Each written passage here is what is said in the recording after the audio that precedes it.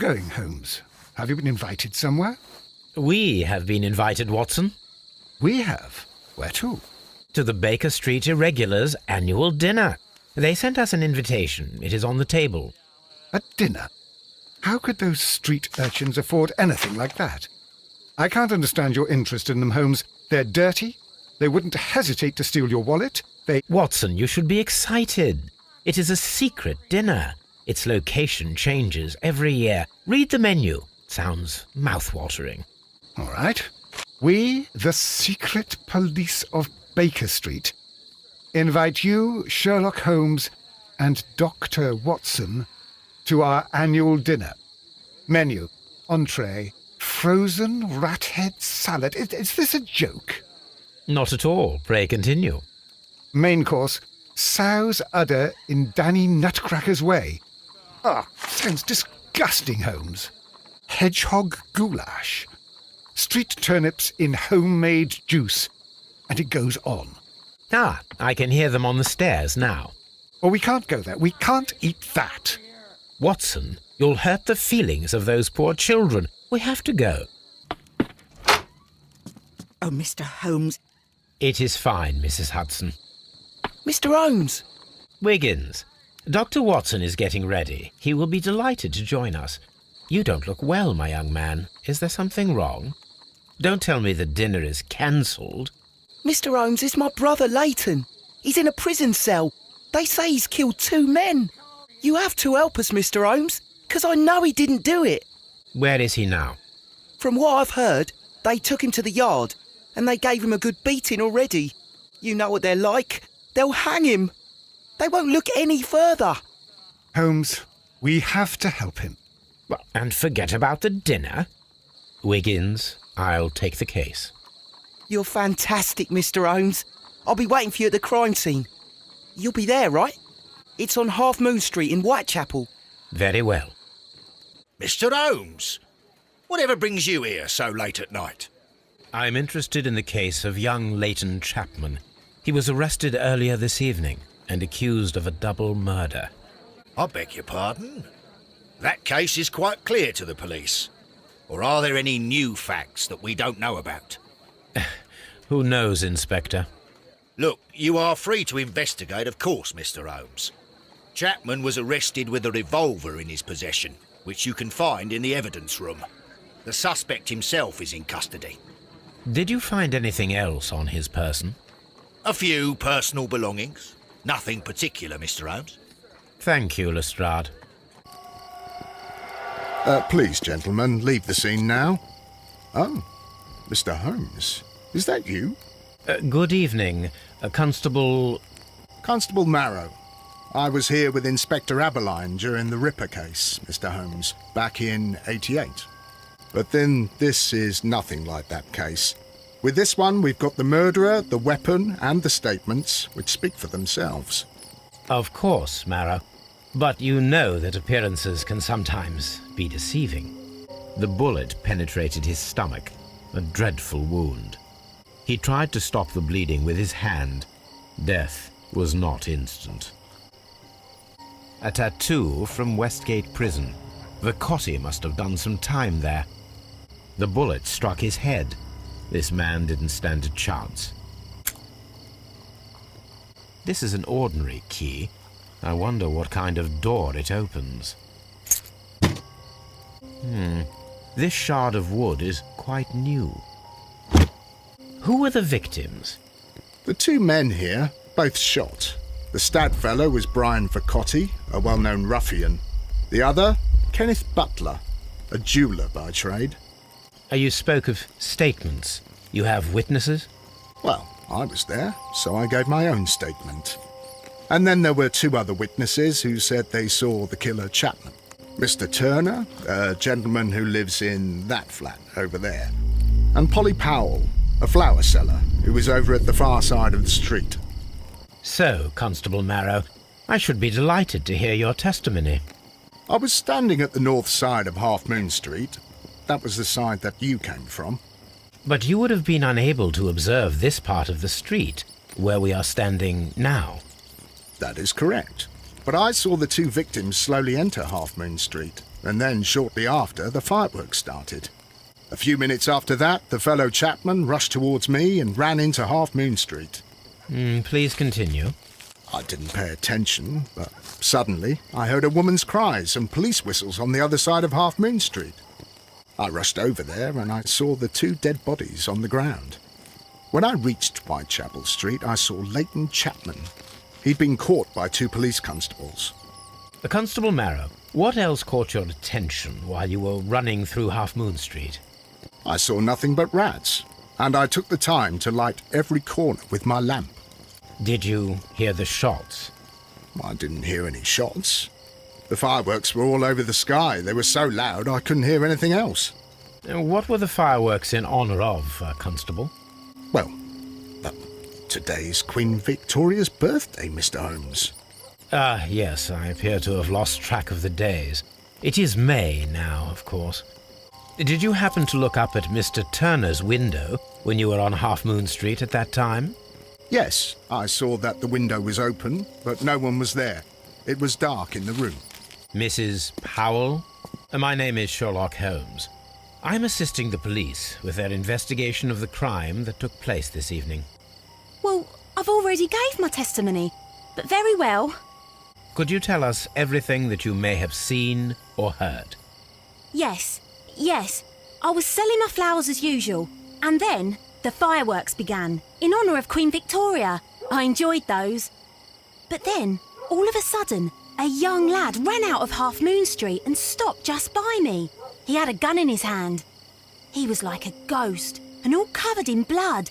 It was dark, but I could see him, because of the flashes from the fireworks. And then? I screamed as loud as I could. I knew that a policeman should be on duty in the vicinity. He had no time to escape. 2 constables got him. Then another constable came out from the very same street, and I heard him talking of a horrible murder. Did you see anyone else leaving Half Moon Street, prior to or at the time of the crime? No, sir, I did not. Even with all the fireworks, I was very attentive, as I'm always on the lookout for customers. Mrs. Powell, did you hear the gunshots? I'm not sure. You know, what with the fireworks? Good evening, Mr. Turner. I heard Constable Marrow reply to you as Mr. Holmes. Are you that detective gentleman? I've heard of you. And, well, I know things about this evening. Excellent. Might we hear your story? I was already in bed when the fireworks started.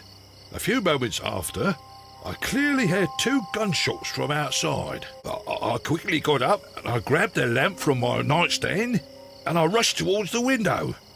I looked down and I saw 2 bodies. And there was a man with a gun who was standing nearby. Where exactly? Well, near this body. Did he notice you? I don't think so. He rushed towards Whitechapel Street without looking around. Mr. Turner, did you see anyone else in the street? No, I saw no one but that man, the murderer, the fellow they caught. Were the 2 shots you heard consecutive? Yes, there was a very short pause between them, and they sounded different somehow. It seemed to me that the second shot was louder than the first. That is an interesting comment. Mr. Turner, what were your actions after you stepped up to the window? I was afraid that the man with a gun might return, so I stayed close to the window till I saw the policeman coming into Half Moon from Whitechapel. Then I walked out to tell them everything I saw. Good evening, Mr. Chapman. Who are you? I've got nothing to say. It's all a mistake. Calm down, Leighton. I have come here to help you. To find out if you truly are innocent, as your younger brother Wiggins has told me. My brother? You know him? Then that means you're... Sherlock Holmes. Oh, blimey. All right, Mr. Holmes. I'll tell you everything. Good. Tell me your account of what happened. I left my work and I hurried up to see the fireworks in Whitechapel. I was late, so I decided to cut through Half Moon Street. I saw the first fireworks light up in the sky. I bumped into a constable on a corner before entering Half Moon. Then suddenly, what with all the firework flare, I saw 2 men. They were both lying flat in the middle of the street. I stopped where I was. I thought about turning back to the police, but as I was thinking of that, I saw a third person. He was leaning over the body that was furthest from me. The second I saw him, he raised his head and he stared at me. In a flash, I saw his gun, but he made a dash for it instead and he escaped through Whitechapel Street. So you might still have had time to return to the constable. I panicked. I didn't know what to do. Anyway, I approached the bodies just to see if they were still alive. Saw that one had blood pumping out of his stomach. He was dying. It was horrible. The second one was already dead. He had a hole in his head. He was holding a gun in his hand, though. I took it, and then I followed the third man. Interesting. Pray, continue. I turned a corner, and I saw the man standing in the middle of the street. He seemed to be in some sort of panic. And then, Mr. Holmes, something strange happened. I told the police and they laughed at what I said, but I swear to you, my words are true. I started running towards him, but then I was blinded by a flash. It was so bright that I hardly saw anything for a good dozen seconds. But I kept running forward. As I arrived in Whitechapel, I heard a woman scream, and then I was caught by the police. But there wasn't a trace of that man. Of course, then they found a gun and all that blood. I couldn't see the murderer escaping in all that mess. Perhaps I was still half-blinded at that moment. A thrilling account, my young man. Leighton, are you able to describe the person whom you saw standing in Half Moon Street? Well, I wasn't able to see his face at all. It was too dark, and he was too far away. I could see his silhouette. And what about that? Nothing so special. He was wearing a jacket. He was quite average in size and his weight. I see. Was there anything else that struck you at the time? No. But perhaps it's strange, but I can't remember the sound of his footsteps as he was running away. Perhaps it was because of the fireworks or the surprise of me seeing him. Leighton, I confess I am puzzled. Why should a young lad like you take a gun from the hands of a dead man and set off in pursuit of a probable killer? I know. I keep wondering that, but at the time it was like a reflex.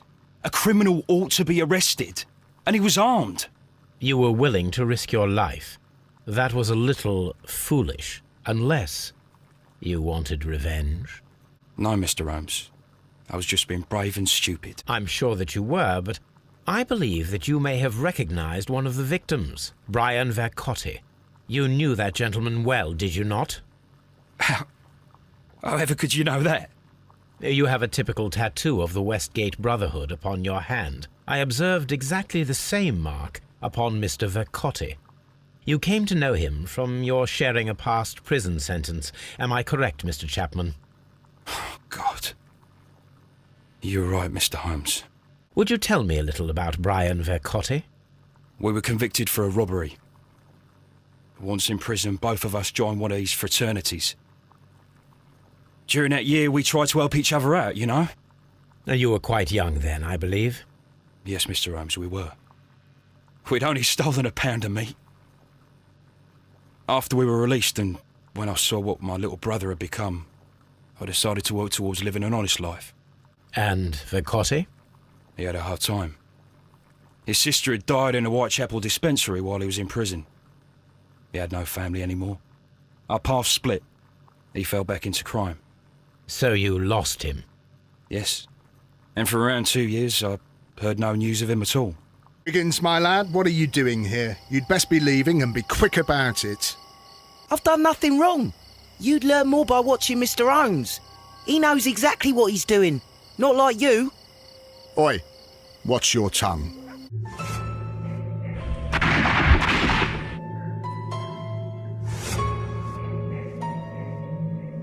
This is most definitely a bullet hole.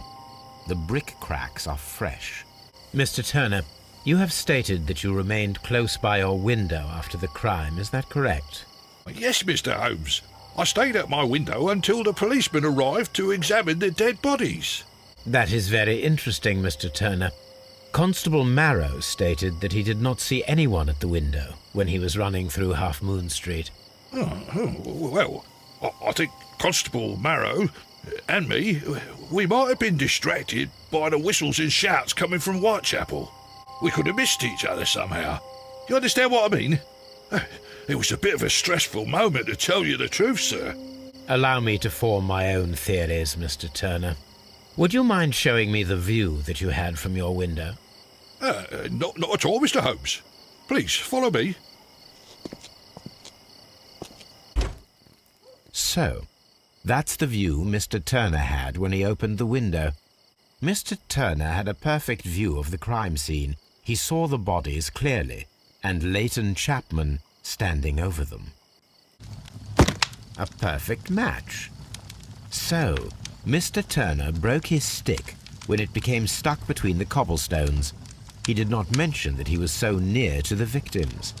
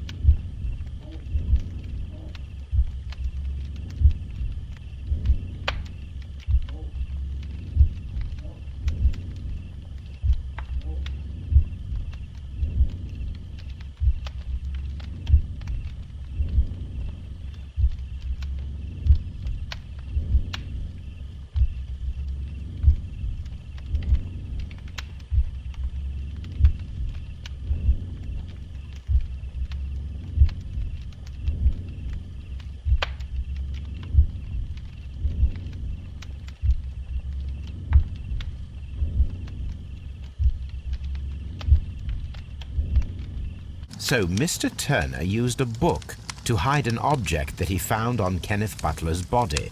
The question is, what did he find? Well now, what a find! A precious jewel, concealed inside a book. Mr. Turner, how would it be possible for a man of advanced years, such as yourself, to rush from his bed to the window in a matter of seconds, as you have stated? I'm able to move very quickly, despite my age. And when the situation requires it, Mr. Holmes. I highly doubt that, Mr. Turner. I observe that you suffer a severe limp due to your injured right leg. It would have taken at least 10 seconds for you to approach the window. That means you could have easily missed something or someone in Half Moon Street during that time. Yeah, you're right, Mr. Holmes. I could have missed something. But it did seem to me that everything happened so quickly. Time can pull tricks on you. And what of everything else that you told us? Mr. Turner, it is vital that we have your complete and true statement. Mr. Holmes, I do assure you that the other things I said were most sincere. Mr. Turner, you were not sincere with me. Not then and not now. But Mr. Holmes... This, Mr. Turner, does not look like anything that a poor man might possess. It is worth more than the home that you live in. I can explain. No, merely correct me if I am wrong. You saw Leighton Chapman through the window, but you also noticed a glittering object on the ground, this precious jewel. You walked down and took the bracelet from the body of Kenneth Butler, and when you heard the whistles, you hurried away. That broke your walking stick. It caught fast between the cobbles. Constable Marrow was unable to see you in the window as you were climbing up the stairs on your way back to your flat. Upon returning home, you hid the precious jewel inside a book. Mr. Holmes, please don't send me to prison. I didn't do anything bad. I'm just a poor man. When I chanced upon the bracelet, I saw it as an opportunity to make a little money. I was desperate. I only took the bracelet, that's all, I swear. You made a mistake by lying to me. But you are not a criminal. I believe that. Although I must return this bracelet to its rightful owner. Constable Marrow, I would value your assistance in this investigation. It would be my pleasure, Mr. Holmes. I would like to make sure that there are no places in Half Moon Street where a man could hide while you were running through it with your lamp. All right, Mr. Holmes, what should I do? Take your lamp and start walking, just as you did before, and try to find me. Understood.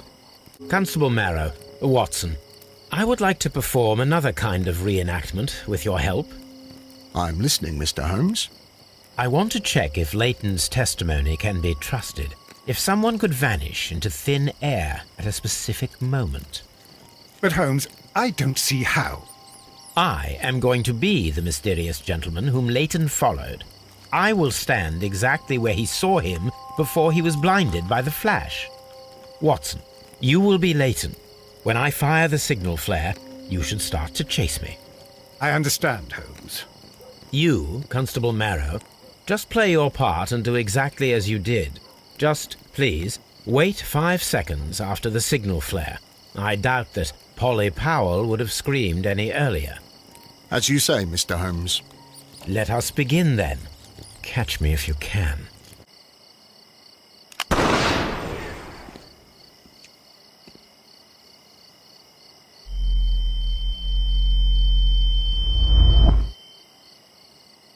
Holmes? Holmes? Where are you? I cannot see you, Mr. Holmes. Dr. Watson, it seems that Mr. Holmes has disappeared. Don't worry, gentlemen, I am up here, above your heads. How on earth did you get up there, Holmes? I am using crampons and a climbing axe, although the person we are looking for did not leave any traces of such tools. Constable, is there any way to get to the top of this building? Yes, Mr. Holmes, I can show you. The door to the building can be found from Whitechapel Street. Gentlemen, I am on my way down. We can conclude that the person whom Leighton saw climbed up the wall, broke into the attic window, and escaped through the hatch. The Ram's Heads. This necklace belongs to the 5 Rams of Mittelin collection. Interesting. That means that Kenneth Butler owned a part of this collection all this time, 10 years after the theft. Look here, lad. You'd better go home and start thinking about what a fine pickle your brother's landed himself in. Ha! But he'll be free tonight, 'cause he's innocent. Don't be daft, lad. It's a closed case. We have good news for you, Wiggins.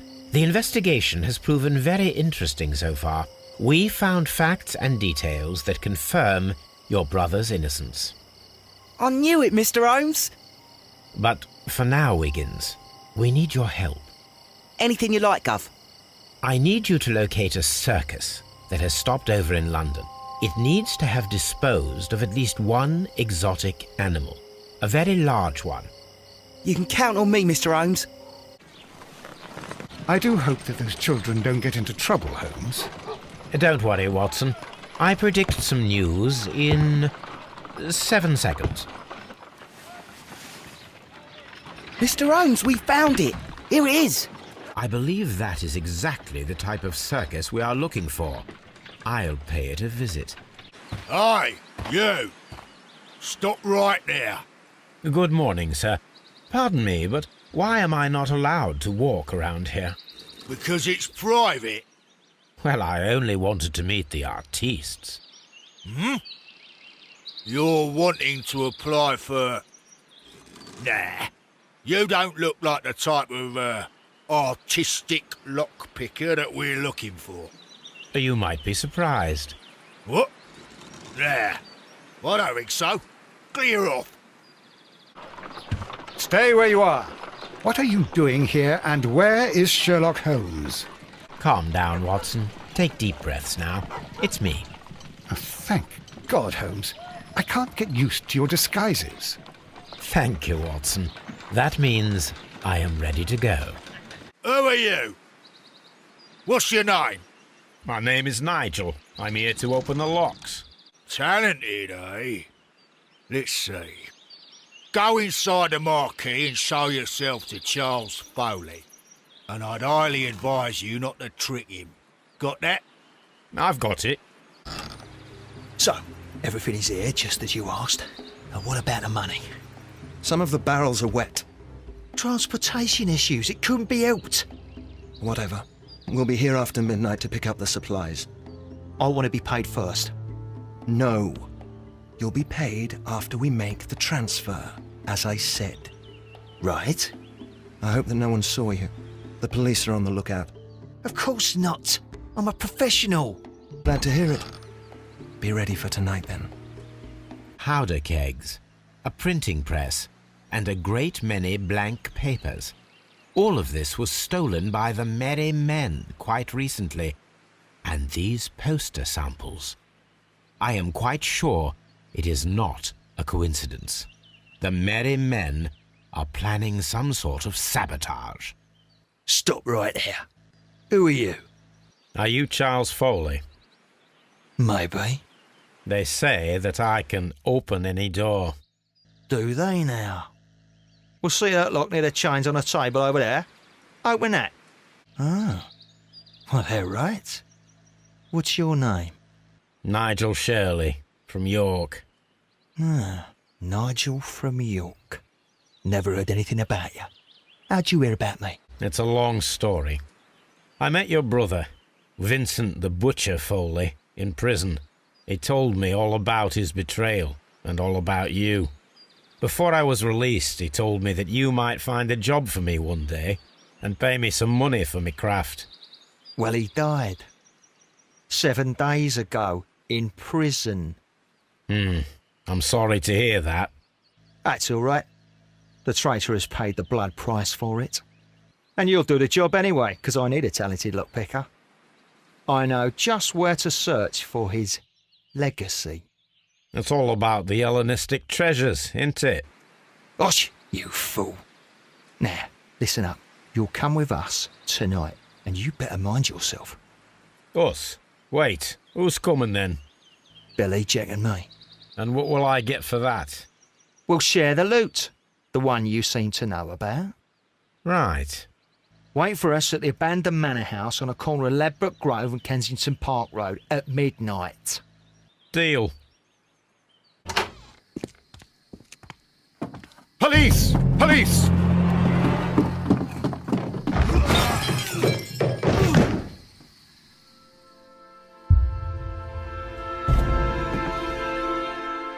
Stop where you are! Where are they?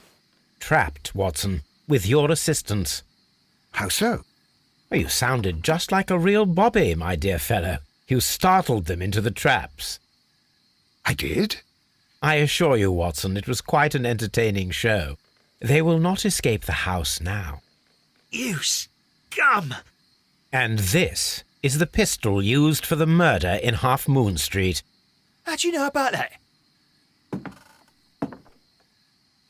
Have you closed the case yet, Sherlock?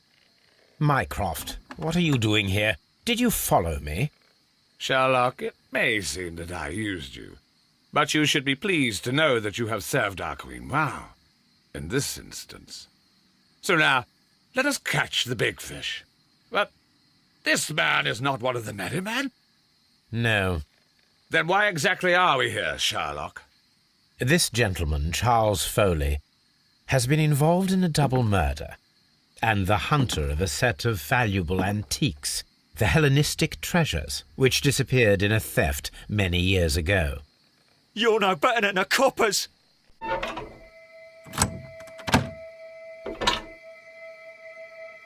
Holmes, that is incredible. The Hellenistic treasures. Indeed. Nothing but trifles. Where are the Merry Men?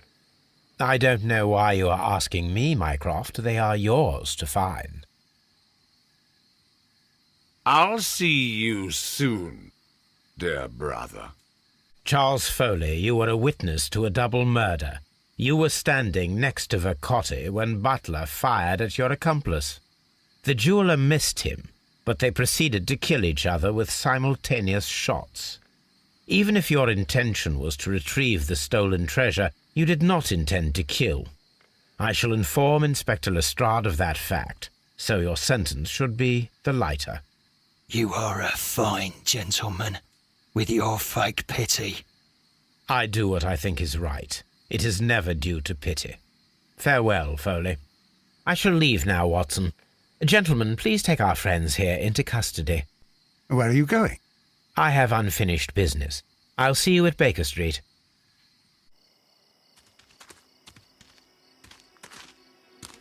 Be careful with the lamps. Don't bring them too close to the barrels. Good evening, gentlemen. Who's there? That is of no importance. What matters is who you are and the plans that you have here. So you can stop us from carrying them out? Eventually, yes. Hey, careful. You'll blow us all up. I'm listening. We are a group known as the Merry Men. But I suppose you knew that already. We are the men who've already lost everything of value in their lives. We are ruined shopkeepers. We are workers who were fired from their jobs, honest people who were robbed. We were forced out from our homes and thrown onto the street, and all of this in the name of the so-called law. The laws that were set out by our government. The laws that make the commoners only more vulnerable and the wealthy more protected. We are not only from the British Empire.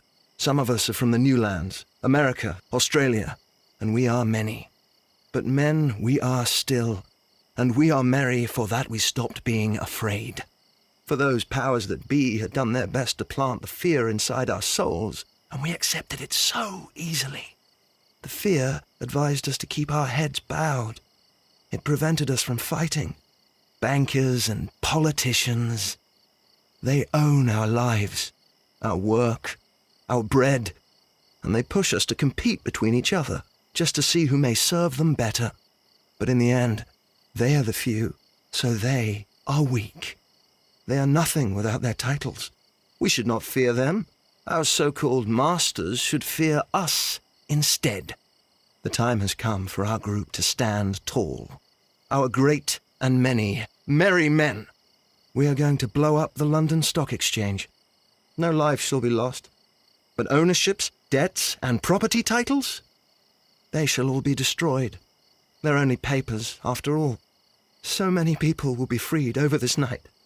That is a radical step to take. What result do you truly expect? Chaos. But soon people will understand that they are free, and that they don't belong to anyone. They will be able to work for themselves, together, without letting the rulers dictate what to do, and finally justice will arise. What you are intending to do is a crime. It is not justice. How do you see justice, then? Kids go to prison for a loaf of dry bread. And how many lords do you see punished for stealing from their people? Sending them to their deaths in mines or overseas to fight for land? Our masters wouldn't hear us.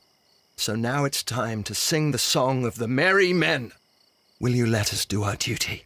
When people fight the order, they are too blind to see the consequences that throw society into chaos. I shall stop your actions, but not you. Run. Now!